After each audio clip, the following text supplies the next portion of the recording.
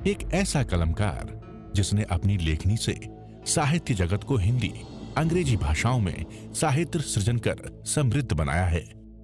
आपके कुशल आध्यात्मिक नेतृत्व में युगीन समस्याओं का समाधान एवं संगठन के लिए केंद्रीय व्यवस्था के अंतर्गत श्रमण संघ विकास फंड द्वारा साधु साध्वियों की सेवा, शिक्षा, स्वास्थ्य, संगठन हेतु महनीय कार्य किया जा रहा है। ये अनुपम महापुरुष अपनी ध्यान साधना से, अपने चिंतन से, अपने पुरुषार्थ से संसार को एक नए उजाले की ओर ले जा रहा है। उजाला ज्ञान का, उजाला ध्यान का, उजाला उच्चतम शिखर पर जाने का। देखूं साई, मैं तो शिव में देखूं साई, शिव में देखूं साई, मैं तो शिव में देखूं साई। अरिहंत परमात्मा महावीर क्षेत्र में विराजमान, जिनकी अनंत अनंत कृपा हम सब पर बरस रही है, उस प्रभु की अनंत करुणा, अनंत मैत्री, अनंत ज्ञान, अनंत साधना को अनंत अनंत नमन, प्रार्थना, कृतज्ञता के भाव। शासनपति भगवान महावीर, जिनका धर्म शासन, धर्म संघ, धर्म तीर्थ में हम सब धर्म का अमृत पान कर रहे हैं, उस प्रभु की साधना को, प्रभु के ज्ञान को, प्रभु की मैत्री को, प्रभु की करुणा को अनंत अनंत नमन, प्रार्थना, कृतज्ञता के भाव। भगवान महावीर की वाणी का सूत्र, आचारांग सूत्र की चर्चा आपके सामने चली है। आचारांग सूत्र में 6 निकाय जीव, पृथ्वी, पानी, जल, अग्नि, वायु, वनस्पति, वेंद्री, तेंद्री, चरेंद्री, पचेंद्री का वर्णन किया हुआ है और उसमें स्वरूप बोध की साधना है। सबसे कठिन कार्य क्या है और सबसे आसान कार्य क्या है? बोलो। इतना जन्म लगा दिए हमने, तो सबसे कठिन कार्य क्या है, सबसे आसान कार्य क्या है?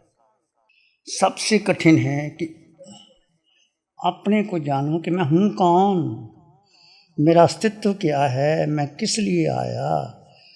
आपने देखा कि हम 4 गति 84 लाख जीवा योनियों में अनंत बार भटके, नरकों में गए, पशु पक्षी बने, मनुष्य बने, देव बने, कभी पुण्य किया, कभी पाप किया। ऐसे 4 गति 84 लाख जीवा योनियों में, एक बार नहीं, 1000 बार नहीं, असंख्य बार नहीं, अनंत बार। कितना लंबा चौड़ा संसार। और अभी भी क्या कर रहे हैं? अभी भी हम के सामान्य मनुष्य जीवन का बहुमूल्य समय किसके लिए? विषयों की पूर्ति के लिए, विषयों को जुटाने में और भोगने में लगा रहता है और इसको अज्ञानी सफलता मानते हैं।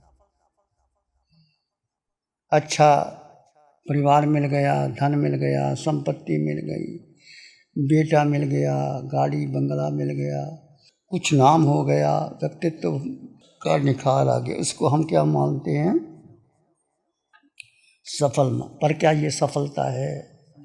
ये तो बहुत बार मिली, देवलोकों में भी मिली। आप देवलोकों में देव बने और वहाँ खूब भोग भोगे, नाटक खेले, हीरे जवाहरात मिले, इतने हीरे जवाहरात कि यहाँ तो आपको दिखाई भी नहीं देते, वो भोग भोग के आ गए। क्या आपके भीतर एक प्यास नहीं जागी? एक प्यास, एक पीड़ा, एक तड़प, एक बेचैनी। बोलो जागी कि नहीं जागी? जैसे बच्चे को भूख लगती है तो उसका रोया रोया कांपता है, बोल नहीं सकता बच्चा, और कैसे वो लड़खड़ाता है। भूख लगती है, माँ उसको आंचल से लगा करके दूध पिला देती है। बच्चे को पता नहीं मुझे क्या कहना है, क्या नहीं कहना है। जब बच्चे को भूख लगती है तो माँ जान लेती है कि बच्चे को भूख लगी है, उसको तृप्त कर देती है। ऐसा मुझे और आपको अब इस जीवन का अंत करना है। बहुत भोग भोग लिए, बहुत समय बर्बाद कर दिया, अब इसमें नहीं जाना। किसमें जाना है? स्वयं में जाना है। स्वयं में जाने का रास्ता क्या है और संसार का मूल कारण क्या है? जिस संसार में हम अनादिकाल से भटक रहे हैं, इसका मूल कारण क्या है? सूत्रकार कहते हैं, भगवान की वाणी कहती है, जे गुणे से मूल ठाने, ये मूल ठाने से गुणे।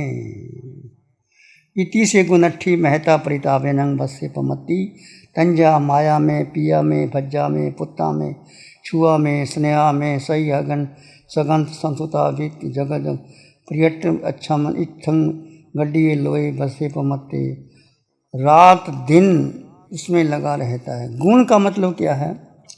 5 गुण हैं, शब्द रूप वर्ण गंध रस स्पर्श, 5 इंद्रियों के 5 विषय और 5 इंद्रियों के 23 विषय और 240 विषय, ये गुण है।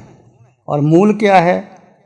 मूल है इंद्रियों के विषय मूल है, और उसके प्रति जो राग भाव पैदा करना, ये गुणे से मूले, ये मूले से गुणे, ऐसे चक्कर चलता रहता है। जब व्यक्ति 5 इंद्रियों के विषयों में आ जाता है तो फिर क्या उसकी पूर्ति के लिए क्या करता है? क्या कहता है? ये मेरी माता है, ये पिता है, ये बहन है, ये भाई है, ये पत्नी है, ये सगा है, ये कुटुंबी है, ये मेरा परिवार है, ये धन है, संपत्ति है, सारा कुछ अपना मान लेता है कि ये मेरा है, पर उसका है। कितना बड़ा अज्ञान है। मेरी माता, मेरी पिता, मेरी बुआ, मेरा फूफो, मेरा ये, आप यही कहते हैं ना, कोई घर में आ जाता है, बच्चे को क्या सिखाते हैं? ये तेरा पापा, ये मम्मी, ये बुआ, ये चाचा, ये नाना, ये सिखाते हैं ना, ये सिखाते हैं। बच्चे को क्या सिखाना चाहिए, क्या शिक्षा देनी चाहिए? जब बच्चा गर्भ में होता है तो क्या शिक्षा देनी चाहिए? 9 महीने माँ के गर्भ में रहकर बच्चा बड़ा होता है, तो वो स्थान है हमारे यहाँ भारत की संस्कृति में। 72 कलाएँ पुरुष की थी, 64 कलाएँ स्त्री की थी। स्त्री में गर्भ संस्कार, कि गर्भ में बच्चों को कैसे संस्कारित करना, क्योंकि बच्चा माँ के साथ 24 घंटे जुड़ा रहता है। माँ सांस लेती है, बच्चा सांस लेता है। माँ जो देखती है, बच्चा वही सुनता है। माँ खाना खाती है, बच्चा खाना खाता है। माँ टीवी देखती है, बच्चा देखता है। माँ धर्म ध्यान करती है, बच्चा धर्म ध्यान करता है। माँ सत्संग करती है, बच्चा सत्संग करता है। माँ ध्यान करती है तो बच्चा ध्यान करता है। ये हमने प्रैक्टिकल प्रयोग किया। जो बहनें प्रेग्नेंट थी वो ध्यान शिविर में आई, आने के बाद उन्होंने अपने बच्चे को जन्म दिया। वो बहुत शांत, गंभीर, कभी कभी उनकी आँखों में जब भूख लगती है तो रोना आता, नहीं तो बहुत शांत। क्यों? उनको जो ध्यान में संस्कार मिले, माँ ने किया, वो बच्चे को मिले। प्रैक्टिकल प्रयोग। आप भी बच्चे को गर्भ संस्कार देना चाहिए। और क्या कहना चाहिए? बच्चा समझता है। अभी तुम मन में जो सोचोगे बच्चा वही सोचता है।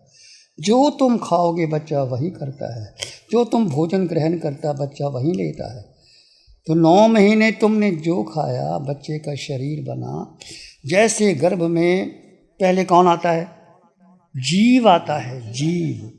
जीव आने के बाद वो आहार लेता है, फिर शरीर, इंद्रियां, श्वासोश्वास, भाषा, मन, पर्याप्ति, 6 पर्याप्ति बनती है।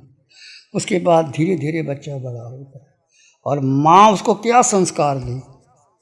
देख बेटे, क्या कहना? बेटे, मैं तेरे शरीर की माँ हूँ, तेरी माँ जिनवानी है। क्या कहना चाहिए? मैं तेरे शरीर की माँ हूँ, तेरी माँ जिनवानी है। तेरे पिता शरीर के वो हैं, तो तेरा पिता कौन है? अरिहंत परमात्मा। ये बच्चों को जो संस्कार दोगे तो बच्चा उसी को ग्रहण करता है। बच्चा भेद ज्ञान सीख लेता है। भगवान महावीर जब गर्भ में आए तो वो भेद ज्ञान युक्त थे, क्षायक संकति थे। जैसे गर्भ में आते हैं तो उन्होंने देखा कि मेरी पाँव हिलाने से माँ को कष्ट होता है, तो पाँव सिकोड़ लिए। तो माँ को लगा कि पता नहीं बच्चा है कि नहीं, तो उन्हें अपने ज्ञान में देखा वो, मैं तो माँ के भले के लिए सोच रहा था कि माँ को कष्ट ना हो। ये कहानी तो आपने सुनी है ना, सुनी है। अभिमन्यु को गर्भ में चक्रव्यूह की विद्या दे दी थी, सुभद्रा को नींद आ गई। अभिमन्यु समझा, अर्जुन चक्रव्यूह की विद्या समझाने लगा, सुभद्रा को नींद आ गई। जब नींद आ गई तो बच्चा सो गया।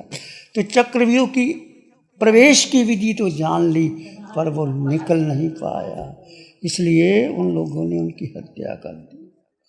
तो बहुत कुछ जो हम बच्चों को संस्कारित करना चाहते हैं, बच्चों को, इसलिए भगवान ने कहा, जब माँ त्रिशला माँ के गर्भ में आया तो माँ कैसे चलती है, कैसे बैठती है, भगवान के राजा के पास जाती है, राजा उनको स्वप्न सुनाते हैं।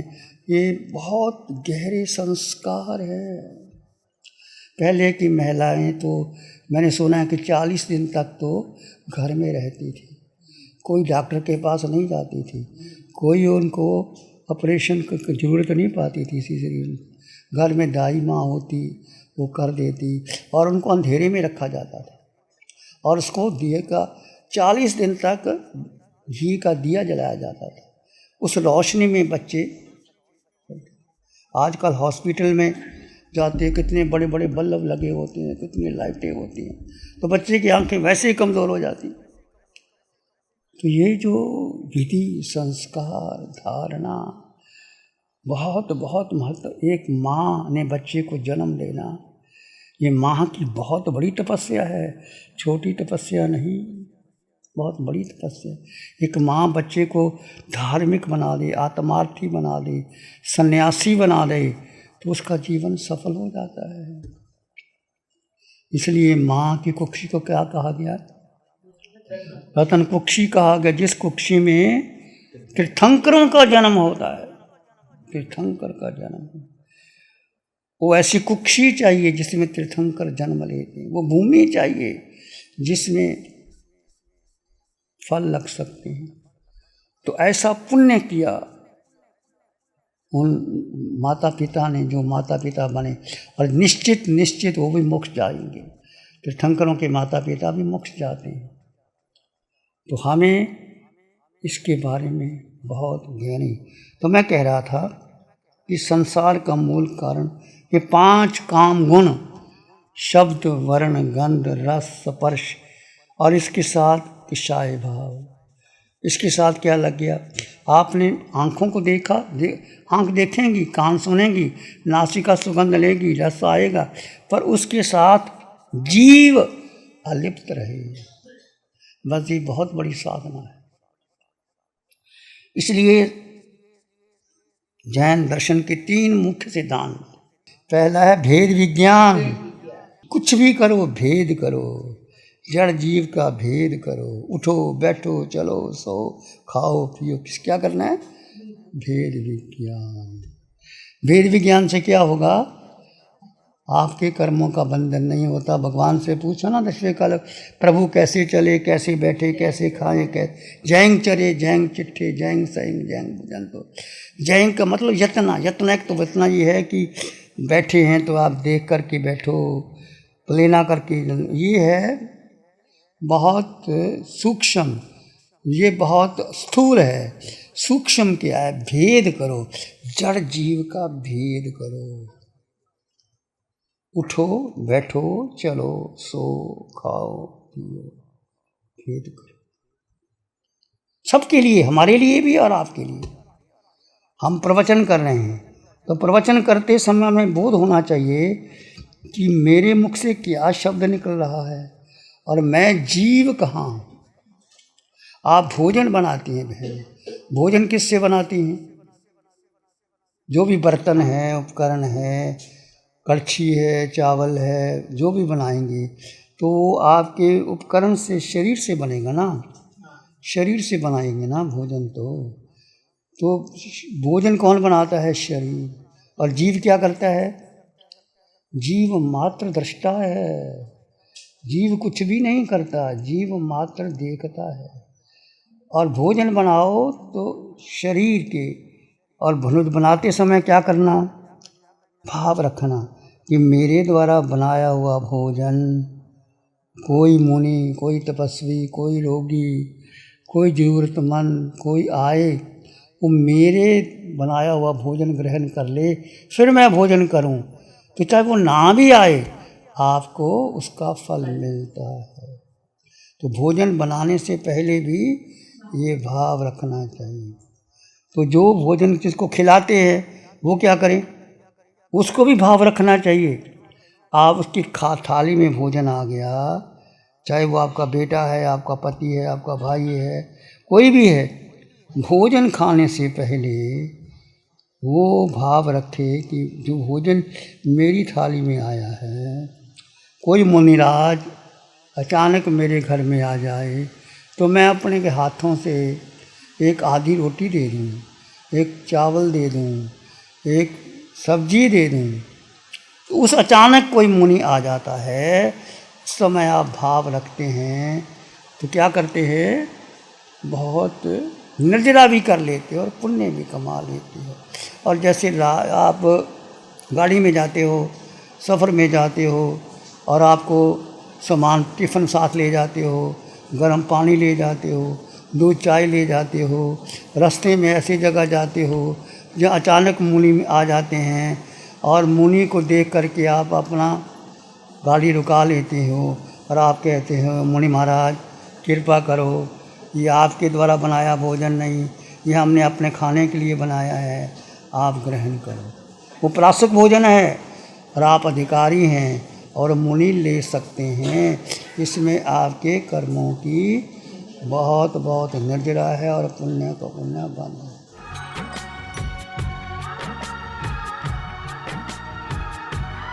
ध्यान करेंगे, आंखें बंद, मन वचन काया शांत, शरीर शांत, विचार शांत, सृष्टि शांत, वातावरण शांत, हर दिशा हर किनारा शांत शांत शांत।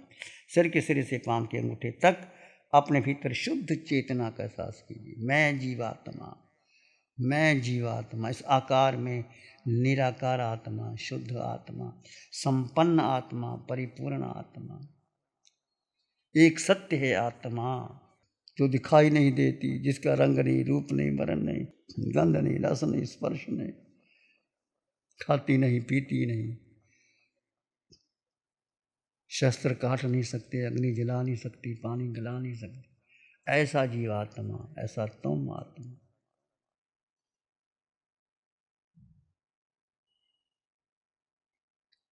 अपने भीतर गहरी गहरी चले जाएं।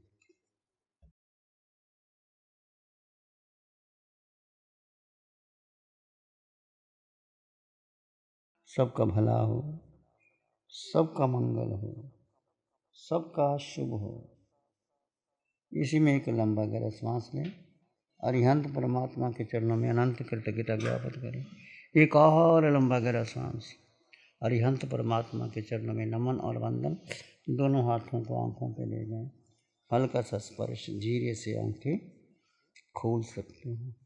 नमो अरिहंतानंग, नमो सिद्धानंग, नमो आर्यनंग, नमो जैनंग, नमो लोहे सब सावनंग, धम्म मंगल मुखी ठमायन सा संजय माता देवा वित्तंग नमं संति जस ब्रह्म श्याम। श्री चत्तारी मंगलम और हंसा मंगलम, सिद्धा मंगलम, साहु मंगलम, केवली पाणत्तो धम्मो मंगलम। चत्तारी लोग उत्तमा, हंता लोग उत्तमा, सिद्धा लोग उत्तमा, साहु लोग उत्तमा, केवली पाणत्तो धम्मो लोग उत्तमा। चत्तारी शरणं पवज्जामि, अर्हन्ते शरणं पवज्जामि, सिद्धे शरणं पवज्जामि, साहु शरणं पवज्जामि, केवली पाणत्तं धम्मं शरणं पवज्जामि। चार शरण